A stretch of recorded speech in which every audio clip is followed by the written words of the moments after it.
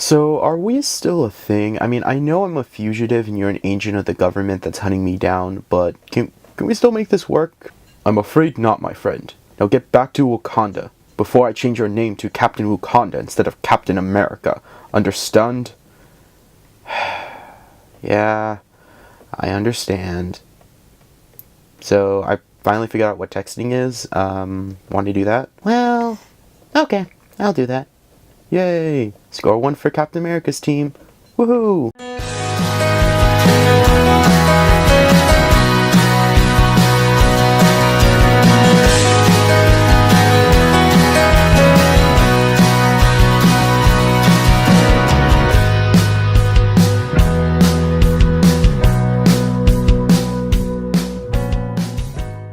What's up YouTube, Battlebrawl here with a brand new video review, this time of the Marvel Legends Captain America Civil War Black Panther and Agent 13 2-pack action figure set. So this was a figure set that I've been wanting for a while, and I'm finally glad to actually have it. It's a really fun set that I really like, and with Black Panther coming out, I thought it'd be a nice chance to take a look at the first ever 3 3/4 inch figure of Black Panther's movie look. So we'll start with Agent 13. And then we'll go on to the big guy himself, Black Panther. Agent 13 is sculpted very well with a lot of great articulation and detailing. And I have to say that this is a very nice figure. I actually wasn't expecting it to have so much articulation, and it really surprised me when I got it. Now, one thing I do want to say is that it's basically a repaint and slight remold of the Avengers Black Widow figure. If you look closely, they share a lot of similar parts. The articulation's the same. The belt actually is almost identical. In fact, it is identical. The chest sculpts are different. She has more of a jacket look. The codpiece is different, but the legs are the same. The arms are the same, except for Black Widow has these extra stinger bits here. And the face sculpt is obviously different. But besides that, they share pretty much the exact same mold and the exact same articulation. Now, being a female figure, of course she's going to have a little trouble standing, but it doesn't take too much, and a figure stand would help this figure. Now, Agent 13 was a great character in the movie, and I can say that her figure is really good. So, articulation on this figure is she has a ball joint at the head, but as you can see, the hair does limit its movement, but can still rotate just fine left and right. The arms can go up that far, and can rotate a full 360. The elbows can bend and rotate. And then you have a wrist joint. No torso or waist joint, but you have the standard Iron Man 2 hip joint system, where I feel like it's more natural, has a better look, and overall just allows for a better articulation than most ball joints. They're not implemented very well in figures, I find. Kick far, kick up, and get some very wide-legged stances for dramatic effect.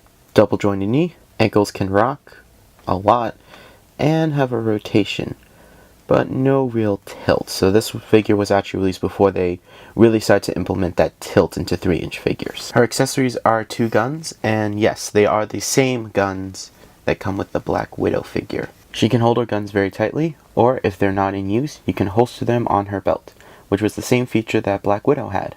But she actually came with a little extra accessory with a missile launcher. She comes with an extra figure.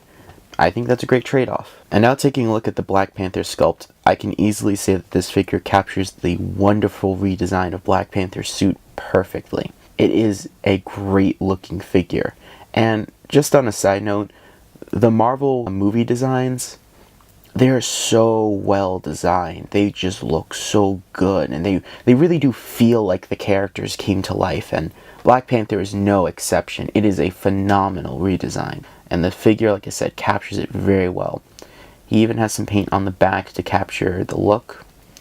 And it's just, like, generally, it's a great looking sculpt that they really did on this figure. They really captured the look of the suit. This figure looks amazing. But in terms of feel and articulation, the figure does feel solid, but his articulation is somewhat limiting. Still good, but I feel like he needed a few points to really get the Black Panther's fighting style. That would have really elevated this figure in my opinion. For example, he has a ball jointed head, which is really nice. It can look up and down. He has universal shoulders, which is very nice. Go up that far. And 360.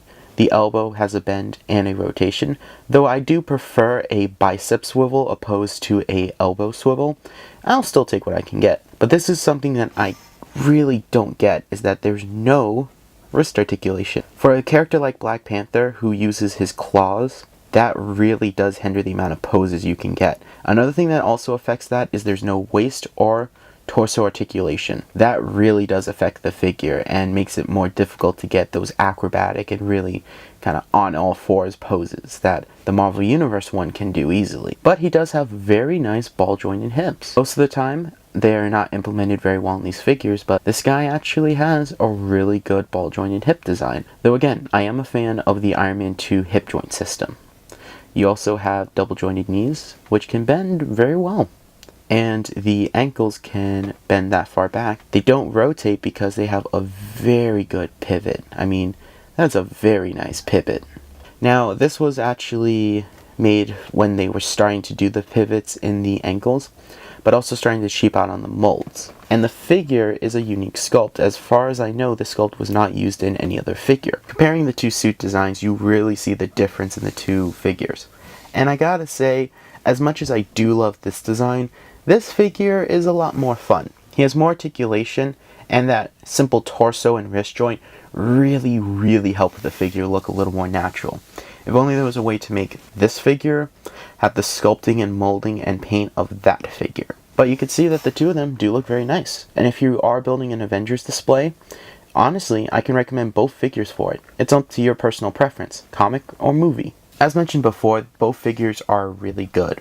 They have some weaknesses, but overall I feel like their strengths overcome their weaknesses. Black Panther's lack of articulation does affect the overall feel and play value of the figure. It's a great representation of the character, and it uses one of the best molds to come out of the Avengers toy line. So I figured it'd be appropriate to show you some size comparisons now. Here are both figures with Captain America.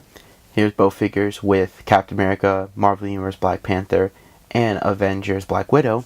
And just for funs, here's the Marvel Legends Build-A-Figure Hulkbuster. A fun fact, Black Panther actually has his own Hulkbuster now in the comics. He used it to fight Amadeus Cho, who is the new Hulk, and I'll leave my personal opinions of that Hulk to myself, but I will say this, I am not a fan of Amadeus Cho Hulk. But I thought that was a very fun fact, and the design of the actual Hulkbuster is very nice.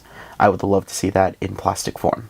The amount of poses you can get out of these two figures and the sheer play value really does make up for their weaknesses, like I mentioned before. They're a lot of fun, and I do really recommend these figures if you're a fan of Captain America Civil War, or you're just a fan of the general designs of these figures. You're going to have a lot of fun messing around with them and get some really cool poses. Now, even though I don't use my Black Panther figure in my Avengers display, and I instead use the Marvel Legends Black Panther, I still use Agent 13 in my Avengers display, and I simply put this one in the Panther jet, which actually looks pretty good. And if you haven't seen that, I recommend checking out one of my last reviews, the Black Panther jet. Well, I can heavily recommend these figures. They are very fun, very nice to play with, and they really do add a lot to your collection for Marvel Universe figures. They're just figures that are a lot of fun, and I do give them my recommendation. Now, I do apologize for the less enthusiastic review. I believe I'm actually coming down with a cold, so I apologize for that, but hopefully next review will make up for it. Hope you guys have a wonderful day. Let me know what you think of the figure below. Like, comment, subscribe if you have it. And yeah, you take care now, YouTube. Goodbye.